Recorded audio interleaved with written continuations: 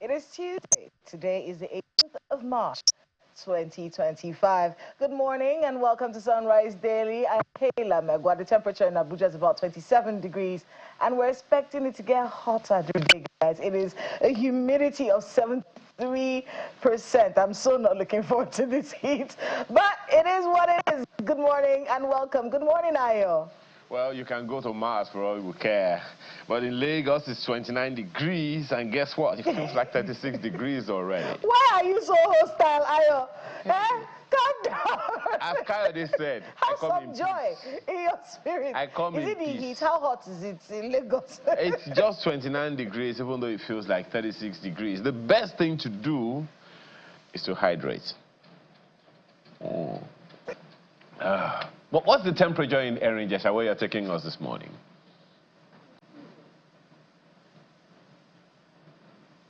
Okay, you don't know. Anyway, let's go to Arjeshja this morning. That is where our skyline is located today. But our skyline this morning, we're at Osun State today. So let's see what that looks like.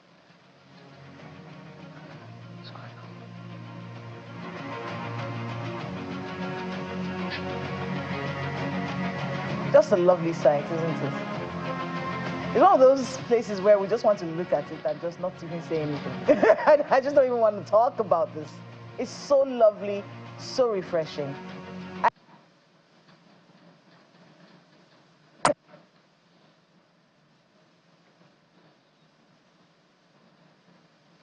Am I to think that for some reason the network is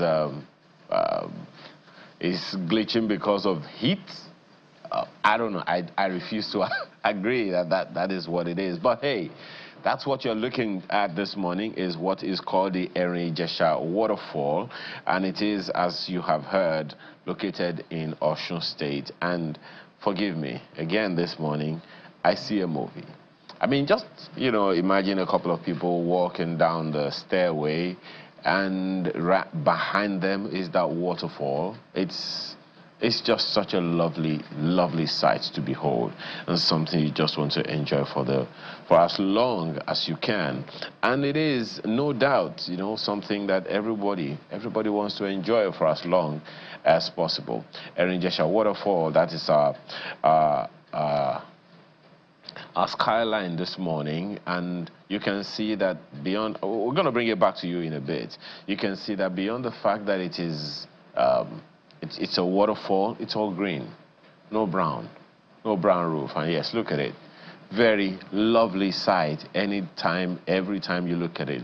Lush green in Osun State. And the waterfall is located, it's a tourist attraction within the Oriade local government area of Osun State, and it is one of its 7 distinct cascades, assemblage of 7 distinct cascades in the southwestern slopes of the lush Efon Ridge in the Arjeshja town of Osun State. Definitely something a place you want to go. Another source has it that the tourist site was discovered by a woman called Akinla, the founder of Arjeshja town, and the granddaughter of Ududua during the migration of Ife people to Arjeshja. But, all of that is what it is.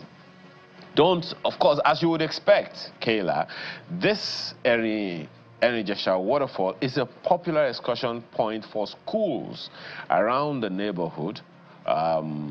The natives regard the waterfall as as we are in our part of the world, a sacred site of sorts, a means of purifying the souls, some call it.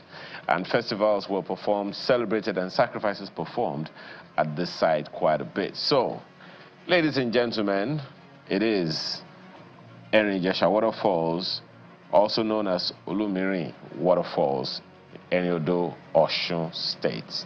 Take some in, if you will.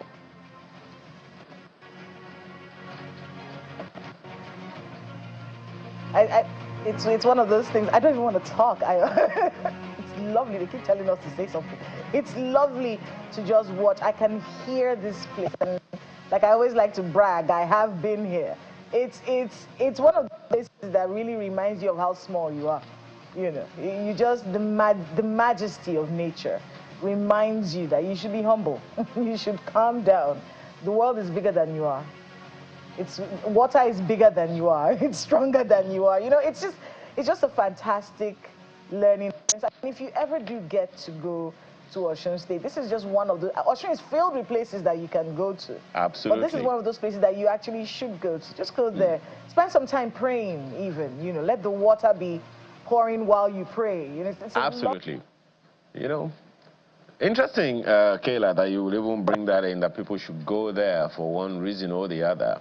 It's fantastic, this place. Yeah. You know, and the sound of that water cascading down rocks.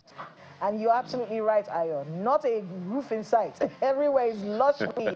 Almost like there's no concrete anywhere. You know, it makes you yearn for places like that. But yeah, it's a beautiful one, and I hope that we have made you feel really good this morning. If you ever are in Osun State, you should go to this. Yeah, before we go off it, Kayla, and wonder of nature. Before we go off it, Kayla, if you can hear me. Well, that's our skyline this morning. But we have quite a lot to talk about. The political intrigues in Rivers State. Well, it's moving parts, isn't it? It's one of those situations where we know new things are going to come up every single day. Well, something new has come up. It's raised another conversation. And that's the first conversation we're going to be having this morning. So please stay with us. We'll be right back.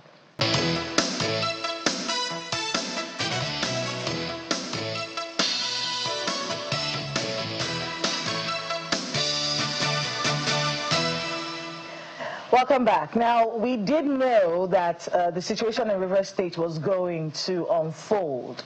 And this is one of those things that we thought was going to happen, but it happened really quickly. But let's take a look at this report here. What we have heard from the news is that Rivers State House of Assembly has served Governor Fubara a gross misconduct notice. The details in this report.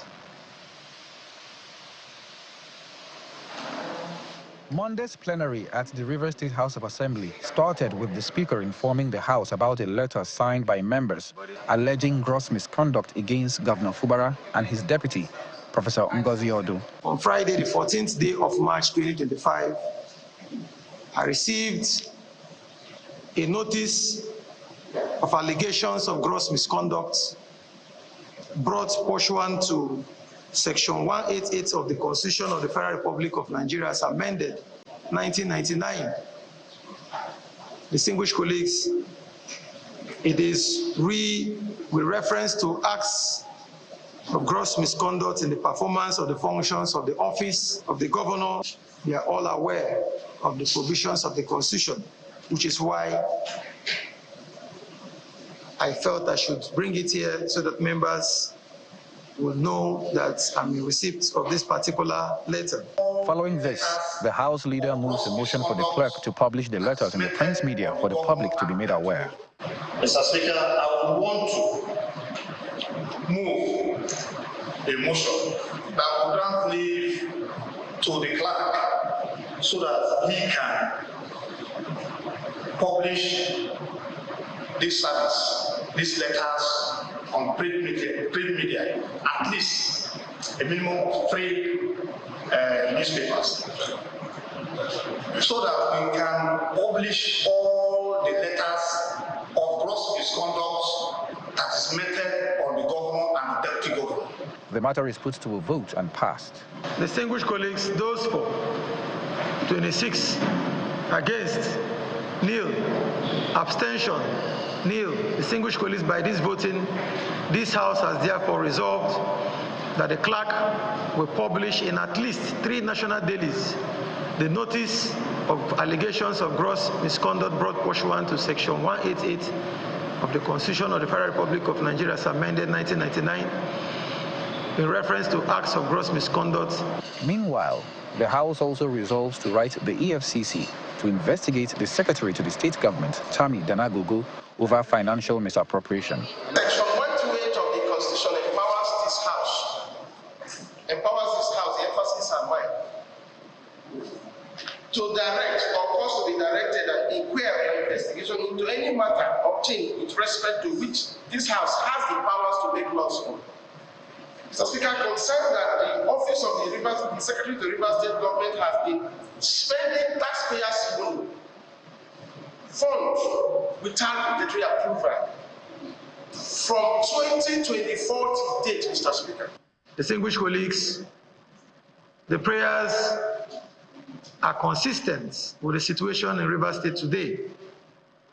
We are all aware that the governor has directed staff of the state government not to honor invitations by the Rivers State House of Assembly. So when we write them letters as part of our oversight functions, they will not honor our invitations. With the House activating Section 188 of the 1999 Constitution, it would appear the stage is set for a political showdown between the governor and the Assembly. Charles Opurum, Channels Television News. And after that happened, the Commissioner for Information in Rivers State gave this response to what we just heard. Dr. Senator Fubara personally issued and signed a letter addressed to the Right Honorable Martin Amehule, Speaker of the House, formally notifying him and unambiguously indicating his intention to come before the honorable members of the state legislature to lay the 2025 budget before them on Wednesday, March 12, 2025 for consideration. He followed this up by making phone calls to the Honorable Speaker. Sadly, Governor Fubara, accompanied by government officials, were denied access into the legislative quarters where the Assembly members currently hold their sitting on the appointed day. Just last Friday, March 14, 2025, Governor Senator Fubara, in keeping with his resolve to do the needful, sent another letter personally signed by him to the House.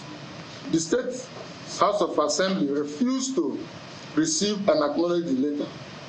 A courier company which was engaged to deliver the letter also returned it with a report that it was rejected at the Assembly quarters where the members currently sit.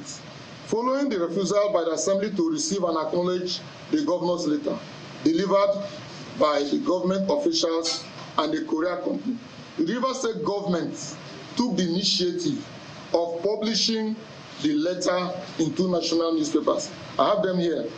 One is The Nation, the other is Guardian, all of Friday's publication. Well, with that background laid, let's have a quick conversation this morning with Senator Birabi, who is the Senator Rivers South East in the Third Republic. He is a former minister, and he's also a member of Rivers Elders Forum and chairman of Ogoni Elders Forum. Thank you so much for joining us this morning, sir.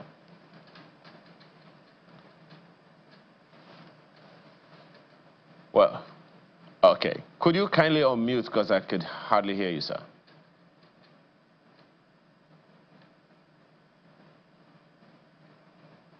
Okay.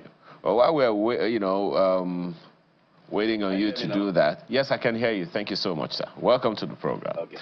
Now, Senator, this latest development, did you see this coming? My colleague said earlier that, look, there is that play that, this aspect was going to come up eventually, but that it happened this fast is what's a little worrisome for some people. There are those who have also indicated that perhaps the comments of former Governor Wike and current Minister of the FCT already laid the foundation when he said that if the governor was impeached, that heaven would not fall.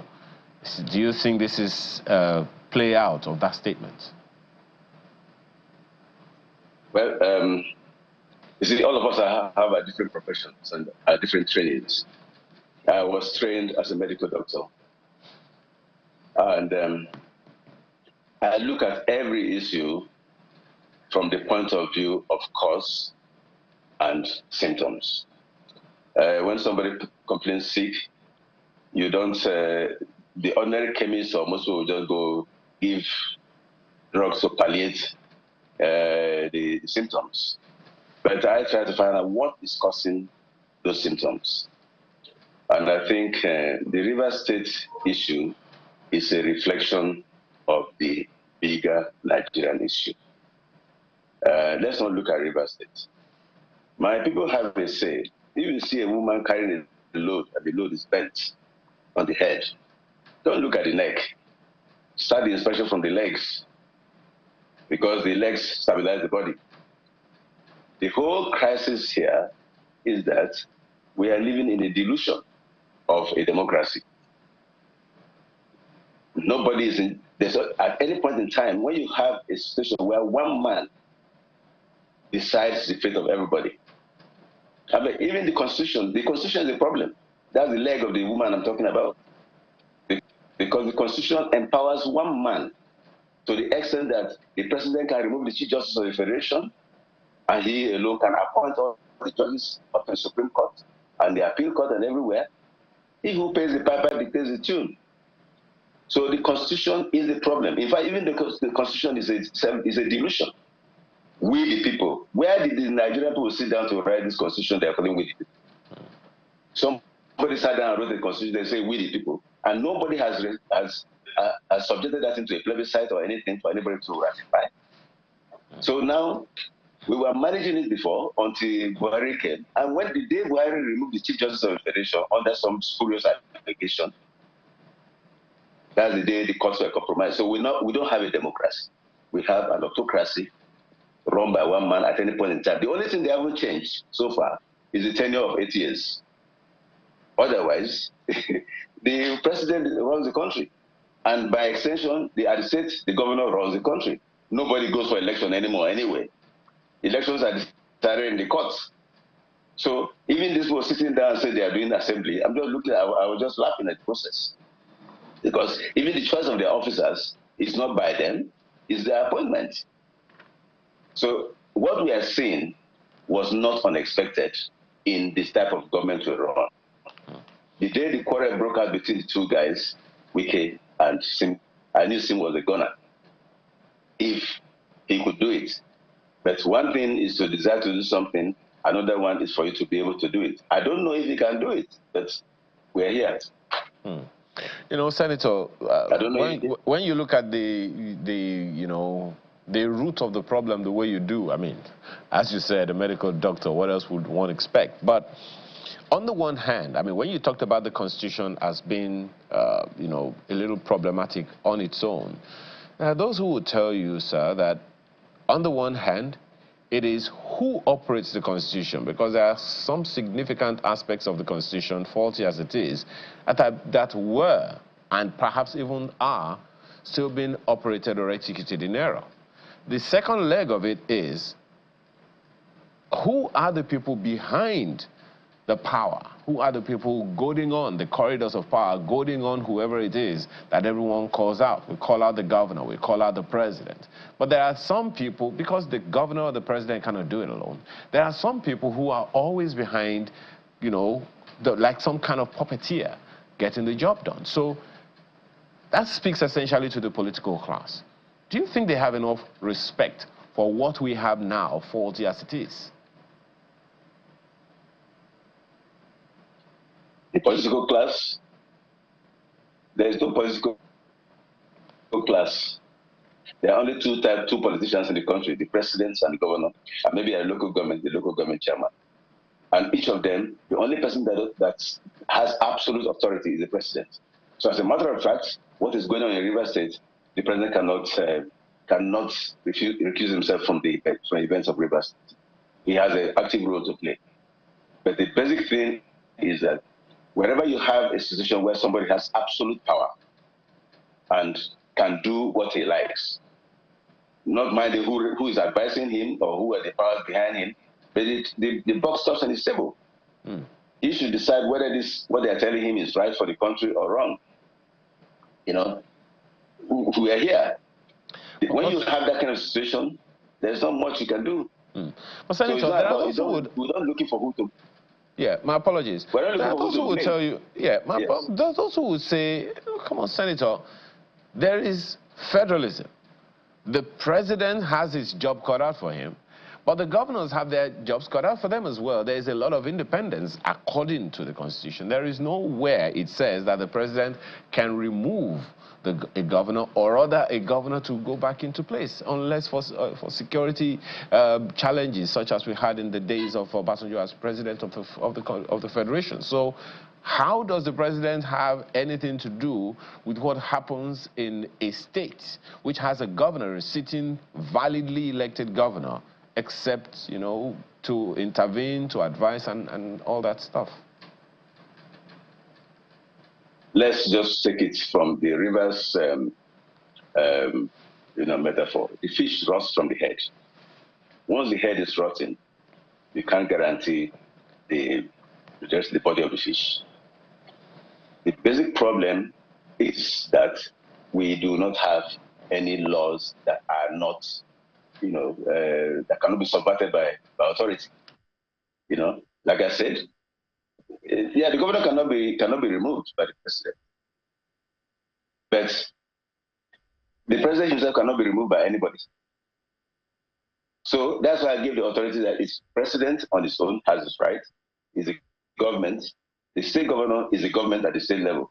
It's the only people that are subject to any kind of rule by a local government chairman, because the governor can just decide, get the assembly to pass a rule, and then they dissolve local governments. So those ones are subject to the governor. So the problem is the power play, or the absolute power of one authority over the rest of the people. Once people don't have a say of their own, and your votes don't count, and you cannot recall anybody, then the person who has absolute authority is the one who everybody respects. And that's why we have a problem in Rivers State. You know? That's why we have a problem in Rivers State. Nobody, Senator Birabi, I want you to be able to talk to you a little bit about that problem in Rivers State. I mean, it's very instructive listening to you talk about the broader picture and how that from the top has affected how local politics is done. But I want to be able to get your thoughts. I mean, you're former senator, Rivers Southeast in the Third Republic, a member of the Rivers Elders Forum, chairman Ogoni Elders Forum. And in the course of this turbulence in Rivers State, people have called on men like you to intervene in this matter. Now that a misconduct allegation has been laid before the governor, what do you think is the way forward when it comes to peace? I've been asking this question for some time. What does peace mean for the parties involved in this case? And what sacrifices would you think that the Rivers State House of Assembly or the governor have to make for this to end? Well, I don't know where you're coming from, but I can tell you something. When somebody has absolute power that is not subject to effect by anybody, then peace, there's only one side to peace: absolute and total surrender. In this case, on Wike's side, the only thing that can make peace in Rivers State is if Fubara resigns tomorrow, and then he allows him to install Amehule as the governor.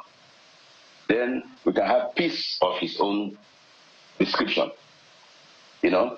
But the Rivers will, much as we had problems with the way the election was done, or other kind of thing, a governor has been provided by him. The man has been sworn in. Why not allow the man to run the state? You know, he just goes around. Today he's saying one thing, the next day he's saying the other. I saw something on the mass media, news media sometime just a short while ago. He's now abusing the Chief Justice of the state. Whereas in another he was describing how very efficient and how very intelligent and how very uncorrupt the man was when he was installing him. Suddenly the man is very corrupt and the man is not good. So one person decides what is right and what is wrong. It is only by his own discretion that something can be right or wrong. So how do you describe peace? And to start with anyway, nobody can talk to him. You can't even greet him. I mean, Senator Birabi, are you basically saying that these calls for interventions are too little too late? Is there nothing that can be done right now? I don't know, if anything can be done when you have a fight between somebody who does not even fear God, and he doesn't even have respect for God. Because if he has respect for God, he will know that everything in life is time-bound.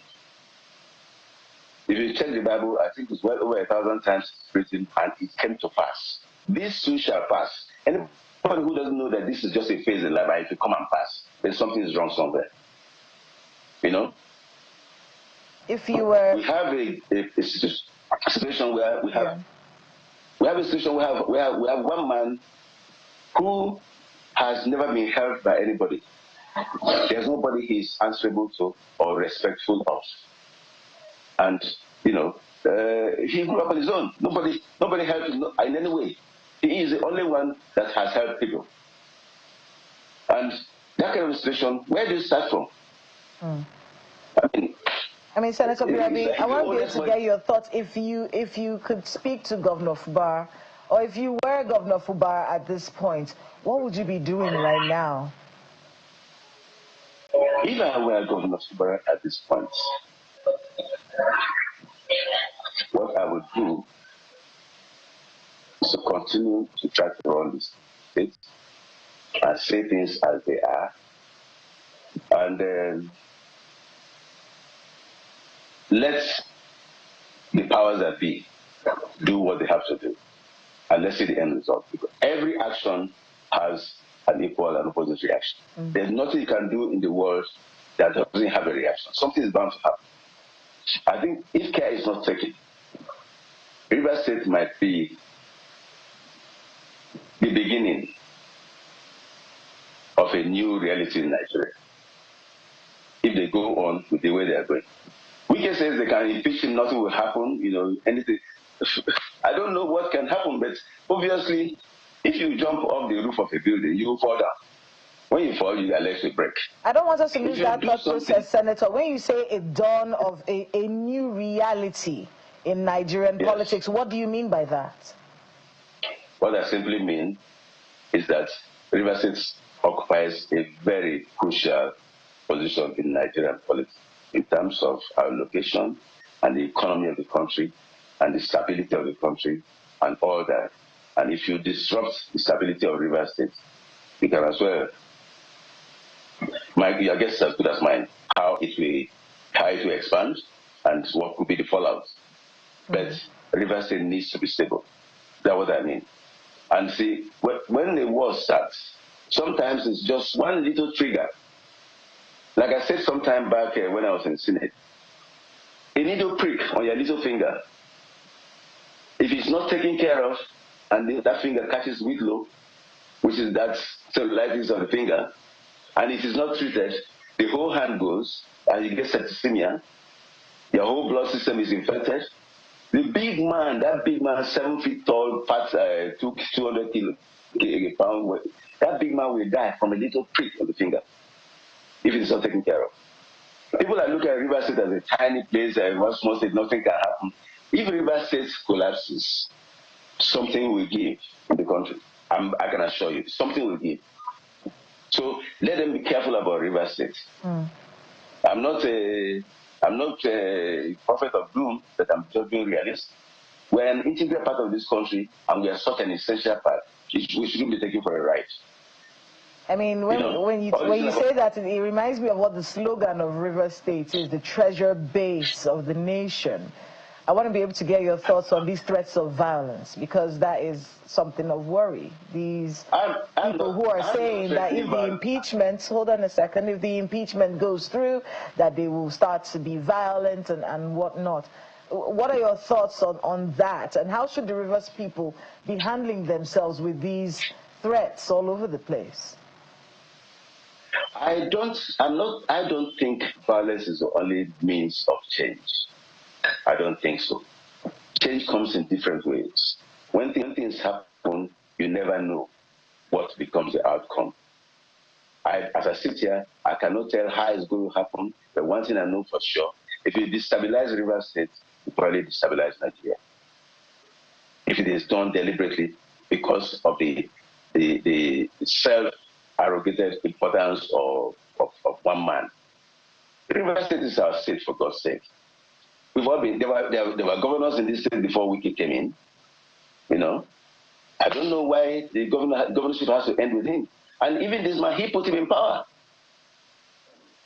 Why don't, okay, if he's not doing what you like, why don't you wait for the tenure to end, then you remove him in 4 years? You just want to show that you have absolute authority, you can do and undo. No problem. If nobody can fight God. I mean, if he has a God on earth here, I mean, we've seen authoritarian governments all over the world. We see Putin. Anybody who raises a voice gets killed. Even as I'm saying this now, if you hear tomorrow that I'm dead, don't be surprised. Because that's the only way you can silence some people. I cannot be silenced. I don't need money. I don't need position. There's nothing anybody's giving me that I haven't seen before. So the only way you can silence me is to kill me. Yeah. So don't be surprised if anything happens. But one thing I know for sure, even if that happens, Rivers State's problem cannot be solved by any authoritarian one-man government. It is not on. It's not on. Well, it's a matter of time, Senator, and I believe that, you know, from what you have also said and what many people know, the issues happening in Rivers State didn't just start today. It's been on for a while, for about 3 or 4 governors ago.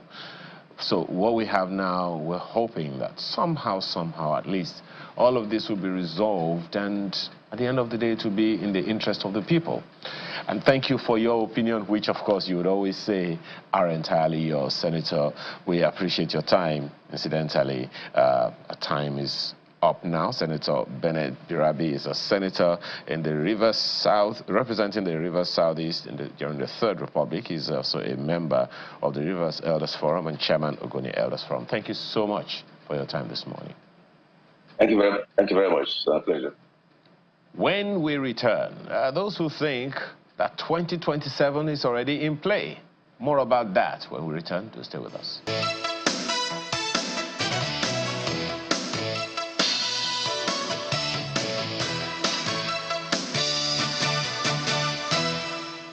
But this whole, Rivers story is something that is quite significant in the hearts of several people, and Tonye Cole also has a response. Take a listen. The current actors that we have are Machiavellian, power at all costs, destroy everybody who does not agree with you, and that type never has peace. You don't bring peace. You are always at war.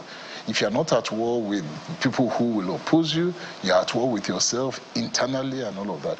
And that's what we find in Rivers State today. This method is not going to bring peace, I can guarantee you. So what do we have today? We have an impeachment process that is going on with Fubara. It may work, it may not work, but the minute, let's assume it works and he's impeached, whoever comes in starts a whole different power torso. Are you going to be docile, the next person, and just say yes sir throughout? Or is there going to be another process of power play? I suspect that you're not going to find peace even in an impeachment process, which means that the strategy is wrong and there must be a change in the approach as to how peace is driven. Well, those who are pushing for peace, those who are pushing for both an impeachment and the fight in Rivers State are not thinking about Rivers State at this point in time. There's very personal issues on the table. As long as that's the case, peace will elude us. The power of the Nigerian president is probably one of the strongest powers that you have in the world today, which means that the president has a lot of leverage. A lot of leverage. And I know he has leverage over the minister. I know he has leverage over the governor. And if he wants to put an end to this, he could. But I guess there's some politics at play here. Maybe the time is not right for him yet. I don't know. He would have to answer that. But I know that if the president wanted to put a stop to this, he could. So the sad thing is that in all of this, the people of Rivers State, unfortunately, don't matter at all. I have not seen or heard that there has been concern for them, that they matter at all, that anyone has said anything regarding the people of Rivers State. It hasn't happened. I haven't heard that comment. And so what I would say to them is that they better make sure that their voices are heard. Because one, nobody cares about them.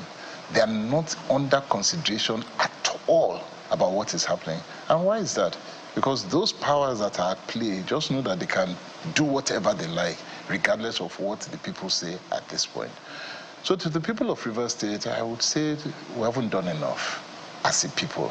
We either are cowed into accepting that this is the way it is, or we don't believe that anything can change, and we accept it. And I don't think that's acceptable. Well, let's have conversations this morning with former PDP governorship candidate in Lagos State. It's a totally different conversation altogether. Well, he's Abdulaziz Adediran, because recently he also transited from the PDP to the APC after some fruitless attempt on that platform. You're welcome, and thanks for joining us this morning, Mr. Adediran. Well, first, your first take on this whole conversation in Rivers State, what do you make of it? There are those who are afraid that, given the warning from influential groups like the Joint National Congress, that proceedings with impeachment could lead to regional instability. What is your own take, your reading of the situation there in just a few seconds? Okay, it's quite unfortunate, the scenario that is actually playing out in Rivers State for going to 2 years now, and in a democracy, I don't think we should be having such, let me call it madness, because that's the best way to put it. But again, I've looked at the whole issues, and I don't think that if they have to go through the constitutional provision that speaks to impeachment, I do not think, not minded the numbers of the lawmaker, that they have everything to impeach the governor, because it's a process. Before you can impeach a governor, you need the chief judge of the state to be on your side. And unfortunately, if what we know is anything to go by, that impeachment is dead on arrival, except, and of course, perhaps they want to use rule of force as against rule of law. So for me, I think there is no cause for alarm. If I were the governor, I would have asked them to send in the impeachment notice, and let's just get done with it once and for all. Because the moment the chief judge set up a panel, and the panel of exonerated the governor, you can't go ahead with impeachment again until the end of his tenure. Well, quickly to the issue on hand, because we are short on time right now, Mr. Adediran. You have had to leave the PDP for the APC. Now, there are those who are asking, what does this portend for your aspiration to be governor of Lagos State? What has changed after all that you said about this same party, the APC, that you have now moved into? Okay, just like I said yesterday during my press conference, you see, the only reason upon which a political party is established in the first place is to be able to win an election and ultimately form the government thereafter. Anything short of that would just be like Oroki Social Club, like that of Lagos PDP, who is not even ready to win an election. And, you know, there is this Yoruba saying that if a woman has not tried two husbands, you would never know which is which. In APC, we have a leader, even if you're going to force his selection choices, you can be rest assured that that leader will ultimately win for his party and win for all members of the party. But in PDP, you have a leader who will, on every election cycle, ensure that the party doesn't win. And by so doing, dash the hopes of everybody, both the members, and even if he has a godson and godly son. And if you look at it, which will you go for? So the only one on the ballot, we have a lot of people, members of the party, who would benefit, and the state, if the party wins.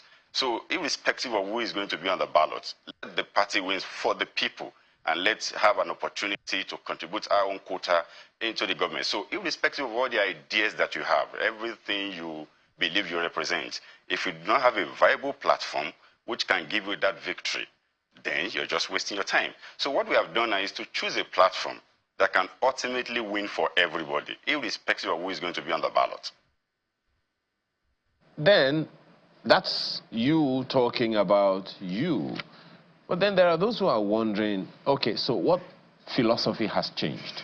What factors have changed? What are you saying that all the things that you said about the APC were just political talk and no facts on ground? Okay, Ayo, let me answer you this way. You know, in war, all is fair, just like they say. You remember during that electioneering process, someone that I respect so much that I actually had the opportunity to serve as a consultant, came out and called me what I wasn't, like, he was just a cameraman, you know, and you and I knew that, yes, I mean, the fact remains that that profession is a very noble one, but you and I knew that I was never a cameraman. But, hey, we were at war, and the man needed to do what, I mean, he needs to do to win for his party. So all is fair at war. That is just how I'm going to respond to that. Respond to those who said that you were just like a mole, so to speak, in the PDP for the APC, on behalf of the APC. How would you respond to those who say that you are just another Daniel Bwala in the APC for the PDP in that party to frustrate the chances of the PDP, you know, making any significant milestone in the 2023 elections? Okay, if you look back and, I mean, look into our activities during the PDP, even before the PDP, were like an opposition within the APC with the Lagos for Lagos movement before we now moved into PDP. We took in a lot of energy into PDP, and we're actually in PDP to win for the party. Now, let me ask you, if you send somebody to go and destabilize what is not even stabilized in the first place, which is Lagos PDP, okay, such a person, you know, engaged in that kind of campaign that I did, were attacked, you know, about 6 times on the street of Lagos. After the electioneering process, I took on the winner of the election, who is the governor of the state today, through the tribunal to the Supreme Court, you know, presenting a fact, a very damaging fact, you know, and you're still calling such a person a mole? No.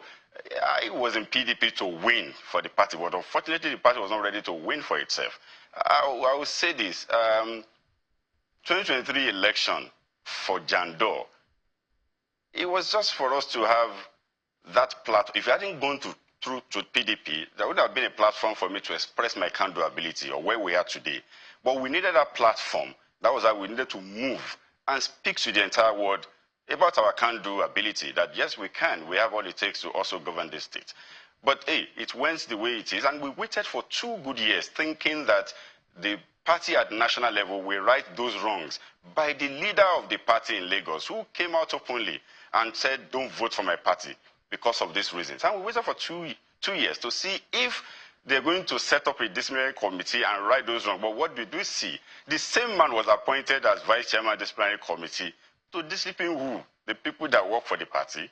No, it's about time you leave such an Oroke social club and go to a political party who can ultimately win for everybody that you call your followers. Clearly, you haven't forgotten that song of the 70s by Haruna Ishola, but we'll talk about that some other time.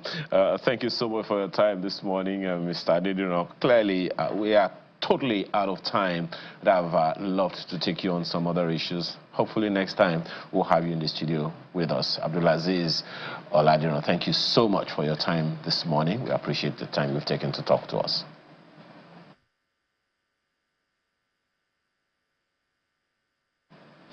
Well, that's the show this morning. Thank you for the privilege of being a part of your morning, and appreciate your time and patience. I'm Ayo Makinde. Have a wonderful and productive day.